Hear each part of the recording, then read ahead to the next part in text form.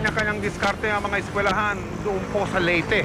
Ngayong nagbukas na po ang klase kanina, katulad po sa ibang bahagi ng bansa, kulang na kulang kasi ang mga silid-aralan, classroom, silid-aralan, ginagamit pa rin tirahan ng mga biktima ng superbagyong Yolanda.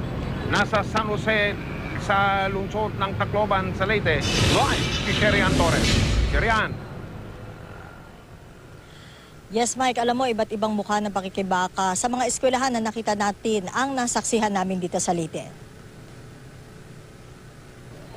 Grade 8 students, where are you? Grade 8? Okay. Mahigit isang oras na babad sa matinding sikat ng araw ang mahigit 1,000 estudyante ng Tanawan National High School para malaman kung sa kwarto o sa tent muna sila magkaklase ngayong pasukan. Ang iba, isang oras bago mag-flag raising ceremony, nasa eskwelahan na. Parang excited at parang nervous din. Nasa likod ng mga estudyante ang tents ng Yolanda victims. 164 pang pamilya ang nasa Tanawan National High School na may malaking epekto raw sa estudyante roon. Lalo't 23 lang sa dating 41 classrooms ang mapapagsiksikan sa kulang 1,200 estudyante rito. Sana maka-ano na sila sa relocation. Para naman yung mga bata dito meron area na magagamit namin during their practical, yung mga subjects na kakailanganin talaga ng field. Like for example, yung MAPI. Sa Tanawan 2 Central School na may halos 500 estudyante, nagdalawa ng shifts ng klase, wag lang mag-tent ang mga bata at guro. Pero hati-hati raw muna ang mga bata sa libro at limitado rin ang silya sa classrooms. We used to provide the list is 2 big electric fans for each class. Ngayon talagang wala. Sa Alang-Alang National High School, 1:65 ang teacher-student ratio mula sa grades 8 hanggang grade 10 at 1:50 sa grade 7. Kaya kahit sirang silya, nangingitim na mga libro, butas sa mga kwarto, pinagtsatsagaan nila.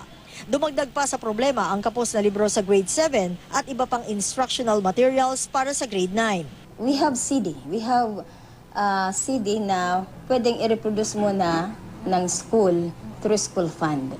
At sa mga paaralang napuntahan namin, hindi rin mawawala ang mga nanay na todo bantay sa kanilang anak, mga kinder pupil na umiiyak. Kaya ang mga guro, lahat gagawin, maaliw lang ang mga bata. Hanggang matapos ang June na to, para at least masana yung mga bata, pero hindi sila nandyan sa may bintana. Para at least sa likod lang sila. Pagkahatid ng kanilang mga anak, sa likod na sila, hindi na sila dapat nasa bintana. Mas masaya ako na nakikita ko ngayon yung anak ko na parang may recovery o nang pasukan pa lang.